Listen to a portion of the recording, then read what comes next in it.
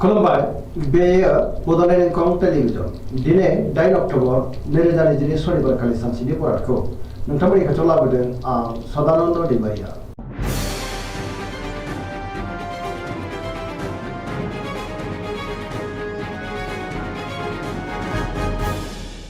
सिगां फरायनो लादों मेष राशि गिबि हांखो अ ल दिनैनि साना जोबोर मोजां समाजाव लोगो लेवा बांनो हागौ बयजोंबो गोरोबनो रोंगोन मावनो लानाय खामानिखौ थि समावनो आरो गोरलैयैनो मावफुंनोबो हागोन गोसोखौ दिनै जोबोर गोजोननाय मोनगोन देहाया मोजाङै थागोन अब्लाबो नाथाय जानाय लोंनायाव सांग्रां जानांगोन बहानिफ्रायबा मोजां खौरां फैनोबो हागौ रांखावरियाव मोजां गोबां धोन आरजिनोबो हागोन आयाबो बांनो हागौ बेफार फालांगियाव दिनै जोबोर मोजां सोरबा लोगोनि हेफाजाबखौ मोननो हागोन न'खराव अननानै फैगोन बिमा बिफानिफ्राय बोर मोनगोन गोसोनि बोलोआबो बांगोन समाजाव बयजोंबो अनसायजागोन लाइमोनफ्रा मोजां खौरां मोननो हागौ गोसोआ दिनै जोबोर रमान्टिक जागोन आरो गावबा गावनि गोसोनि साननायखौ फोरमायलायनोबो हागोन फरायसाफ्रा दिनै फरायनायाव गोसो दुंखांगोन पजिटिभ एनार्जिनि गोहोमबो गोग्लैगोन। वृष राशि गिबि हांखो इ उ ब दिनैनि साना मोजां आरो गाज्रिनि गेजेरजों बाबेनलांगोन मिजिंफ्रा जाफुंनो गोब्राब जानो हागौ गोबां हेंथा फैनोबो हागौ मोनफ्रोमबो बिथिङावनो माबा नङा माबा मोनसे जेंना नुजानो हागौ गोबां मोजां खाबुफोरा गोमाफिननोबो हागौ गोसोखौ दिनै जोबोर गुलाय गुजाय मोनगोन गोसोनि बोलोआ लोरबां जागोन मावनो लानाय खामानिखौ मावफुंनो हागोन अब्लाबो नाथाय गोब्राबै मावनांगोन समाजाव मान मोनगोन रांखावरियाव मोजां बेफार फालांगियावबो मोजां होनजायो गोबां बिथिङावनो सांग्रां जानांगोन न'खराव बिसि फिसायनि गेजेराव अननानै फैगोन देहाया मोजाङैनो थागोन गुबुननि हेफाजाबखौ मोननो हागौ जायखि खामानि मावानो मोनफ्रोमबो खामानिखौनो गोरलैयै मावफुंनो गोब्राब जागोन गोसोनि साननायफ्रा देबर नांनो हागौ नेगेटिभ एनार्जिनि गोहोमबो गोग्लैनो हागौ सांग्रां जानाया गाहाम।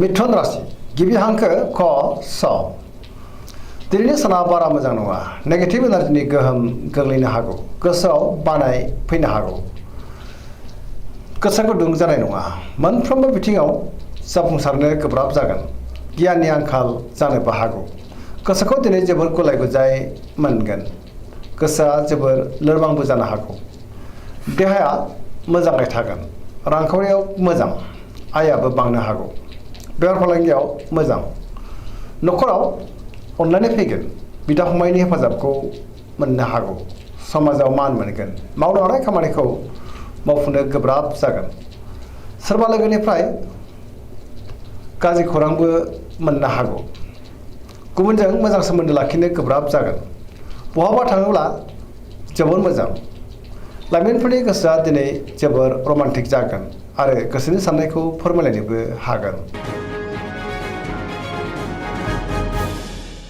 कर्कट राशि गिबि हांखो ड ह दिनैनि साना मोजां आरो गाज्रिनि गेजेरजों बाबेनलांनो हागौ माबा मोनसे गाज्रि खौरां मोननोबो हागौ गोसोखौ दिनै जोबोर उसुखुथु मोनगोन सोरजोंबा दान्थे बिदान्थे जानोबो हागौ गुबुनजों बाङाय बुंनायानो गाहाम सोरजोंबा रायखोमा जानोबो हागौ सोरबा लोगोनि गाज्रि नोजोर गोग्लैनोबो हागौ गोसोनि साननायफ्रा देबर नांगोन गोसोआव नेगेटिभ साननाय फैगोन मावनो लानाय खामानिखौ मावफुंनो हागोन अब्लाबो नाथाय गोब्राब मावनांगोन रांखावरियाव मोजां बेफार फालांगियावबो मोजां होनजायो न'खराव एना एनि फैनोबो हागौ गोसोनि साननायफ्रा गोरोबलायाबो जानो हागौ देहाया मोजाङै थागोन फरायसाफ्रा दिनै फरायनायाव गोसो दुंखांगोन आरो मोजां फिथाइ मोननो हागोन अब्लाबो नाथाय गुबुनजों मोजां सोमोन्दो लाखिनो गोब्राब जागोन आरो मोजां सोमोन्दो लाखिनो रोंनाय नङा।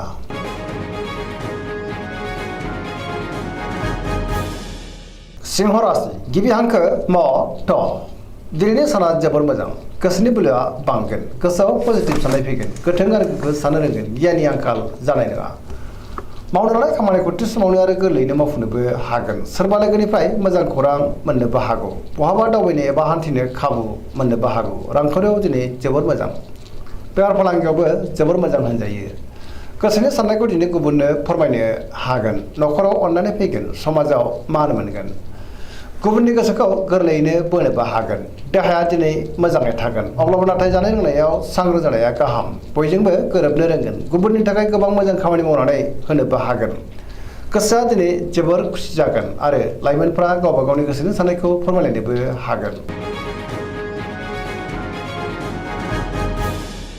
कन्या राशि गिबि हांखो प ट दिनैनि साना जोबोर मोजां। गुबुननि अननाय मोनगोन आरो गुबुनजों अनजासो गारगोन।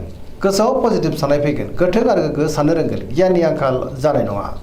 रांखावरियाव मोजां। बेफार फालांगियावबो मोजां होनजायो। देहाया दिनै मोजाङैनो थागोन। न'खराव बिसि फिसायनि गेजेराव अननानै फैगोन। गोबां खामानियाव दिनै मुखुबबो थागोन। सोरजोंबा बाख्नाय जानोबो हागौ। गोसोखौ दिनै जोबोर गोजोननाय मोनगोन। पजिटिभ एनार्जिनि गोहोम गोग्लैगोन। लाइमोनफ्रा जोबोर रमान्टिक जागोन आरो गावबा गावनि गोसोनि साननायखौ फोरमायलायनोबो हागोन।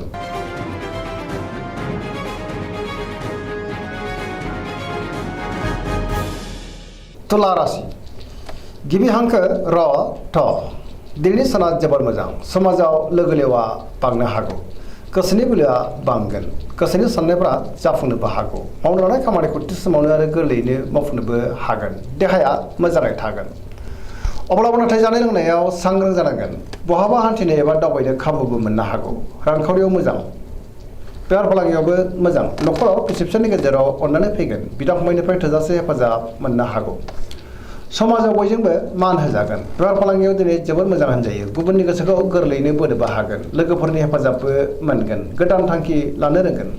जायखि खामानि मावा मानो मोनफ्रोमबो खामानिखौनो दिनै मोजाङैनो मावफुंनो हागोन। सेंग्रा सिख्लाफ्रा जोबोर रमान्टिक जागोन आरो गावबा गावनि गोसोनि साननायखौ फोरमायलायनोबो हागोन। पजिटिभ एनार्जिनि गोहोमबो गोग्लैगोन।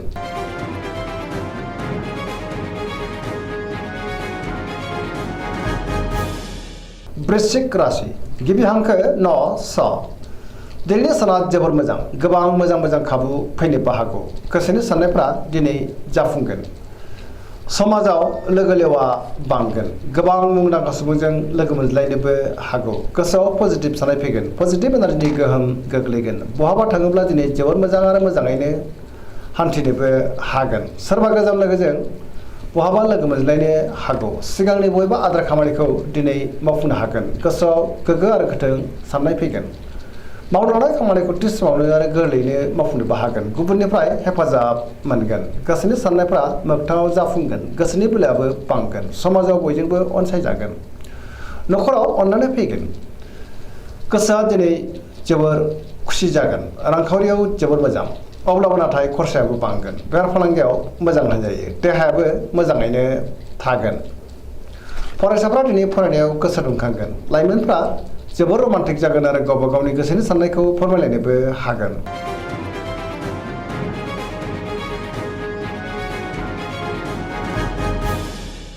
धनु राशि गिबि हांखो ध फ भ दिनैनि साना जोबोर मोजां। गोसोआव बोलो बांनो हागौ।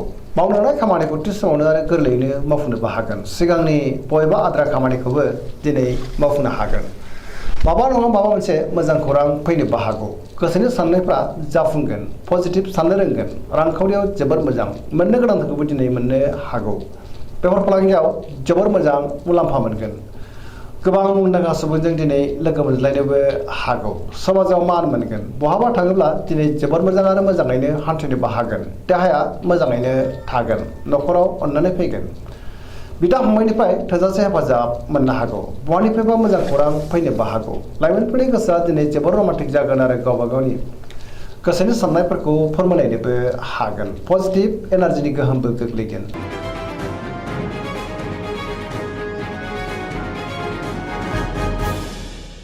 मकर राशि गिबि हांखो ख ज दिनैनि साना जोबोर मोजां। गोबां मोजां खाबु फैनोबो हागौ। गोसोनि साननायफ्रा जाफुंनोबो हागौ। मावनो लानाय खामानिखौ थि समावनो आरो गोरलैयैनो मावफुंनो हागोन। रांखावरियाव दिनै जोबोर मोजां। अब्लाबो नाथाय खरसायाबो बांनो हागौ। बेफार फालांगियाव जोबोर मोजां होनजायो। गोबां मुलाम्फा मोननोबो हागोन। गुबुनजों मोजां सोमोन्दो लाखिनो रोंगोन। मोनफ्रोमबो खामानिखौनो दिनै गोरलैयैनो मावफुंनो हागोन। गोदान खामानियाव आखाइ होजेननोबो हागोन आरो जागायनो हागोन। न'खराव अननानै फैगोन। बिदा फंबायनि हेफाजाबखौ मोननो हागौ। सेंग्रा सिख्लाफ्रा जोबोर रमान्टिक जागोन आरो गावबा गावनि गोसोनि साननायफोरखौ फोरमायलायनोबो हागोन।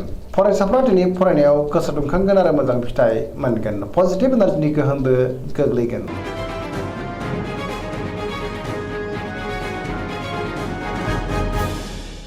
कुम्भ राशि गिबि हांखो ग स। दिनैनि साना बारा मोजां नङा। गोबां जेंनाजों मोगा मोगि जानांनो हागौ। गोसोखौ दिनै जोबोर गुलाय गुजाय मोनगोन। मावनो लानाय खामानिखौ थि समावनो मावफुंनो गोब्राब जागोन। माबा नङा माबा मोनसे हेंथा फैनोबो हागौ। बहानिफ्रायबा हरखाबै गाज्रि खौरांबो मोननो हागौ। समाजाव मान मोनगोन। गोबां मुंदांखा सुबुंजों दिनै लोगो मोनज्लायनोबो हागौ। रांखावरियाव जोबोर मोजां। अब्लाबो नाथाय खरसायाबो बांगोन। बेफार फालांगियाव मोजां होनजायो। देहाया मोजाङैनो थागोन। न'खराव अननानै फैगोन। गुबुननि हेफाजाबखौ मोननो नाथाय गोब्राब जानो हागौ। बिमा बिफानि अननाय आरोफोरखौ मोननो हागोन।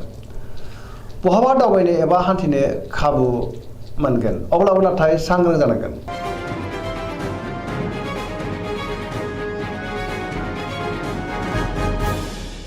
मीन राशि गिबि हांखो ड स। दिनैनि साना बारा मोजां नङा। गुबुननि थाखाय गोबां जेंनायाव गोग्लैनांनो हागौ। गोबां बिथिङावनो सांग्रां जानांगोन। नाङा फाङा जेंनायाव गोग्लैनांनो हागौ। मावनो लानाय खामानिखौ मावफुंनो हागोन। गोसोआव नाथाय नेगेटिभ साननाय फैनो हागौ। गोसोनि बोलोआ लोरबां जागोन। गावनि गोसोनि साननायखौ गुबुननो फोरमायनो हानाय नङा। देहाया मोजाङै थागोन। रांखावरियाव मोजां। बेफार फालांगियावबो मोजां। अब्लाबो नाथाय खरसाया बांनो हागौ। न'खराव अनलायनो फैनोबो हागौ। सोरजोंबा नाथाय रायखोमा जानोबो हागौ। सांग्रां जानाया गाहाम। लाइमोनफोरनि गोसोआ दिनै जोबोर आला खाला जागोन। फरायसाफ्रा फरायनायाव गोसो दुंखांगोन आरो मोजां फिथाइ मोननोबो हागौ। बहाबा थाङोब्ला लामा सामायाव सांग्रां जानांगोन। जाब्रबथायनि आसाबो दङ। दिनैनि राशि फरायनाया एसेनोसै। जोबनायाव बेखौनो खावलायो जाहाथे नोंथांमोना सानफ्रामबो जोंनि बे बड'लेण्ड इंखं टेलिभिजनखौ नायबाय थायो आरो साबस्क्राइब खालामो, लोगोसे लाइक खालामो आरो शेयार खालामो। एसेनोसै। गोजोन्थों।